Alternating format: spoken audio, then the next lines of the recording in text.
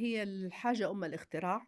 لمّا أصبحت مصممة أزياء وعندي يعني البوتيك الخاص بيّا، وكان عندي إمكانية أطوّر في عالم الأزياء اختلاف عن ما كان أول المشاغل، فبدأت أحس إني أنا أحتاج ل يعني دعم لوجستيك حكومي. هو هذا اللي خلّاني أفكّر في إقامة لجنة للأزياء، بحيث إنه تكون مظلة زي بالضبط لمّا تقولي نقابة المحامين أو نقابة اهم، الأطباء لهم مرجعية. أكيد. فإحنا هنا بنحتاج المرجعية هذه، مثلًا زي مرجعية لمّا أنتِ تبي تعملي مثلًا علامة تجارية وأنتِ تبغي هذه العلامة تكون خاصة بيكِ أنتِ، فعشان توصلي لإنِّك تسوي علامة لازم يكون في تصاريح اهم، أكيد. من الأمانة حكومية. العامة. إمم. لمّا تبي تعملي خطوط إنتاج لازم في تصاريح.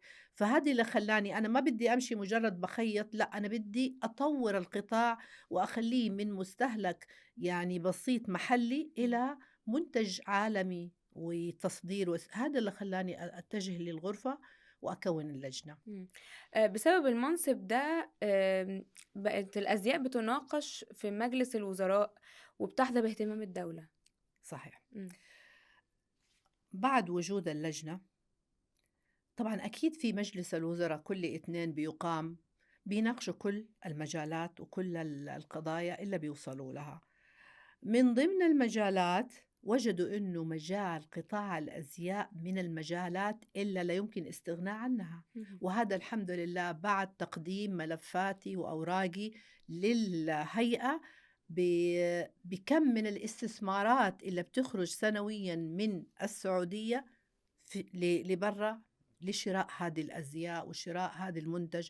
فأهميتها أوجدتها على ساحة ال11 مجال من المجالات اللي اتكوّنت زي مجال الزراعة، مجال التجارة، مجال الأزياء.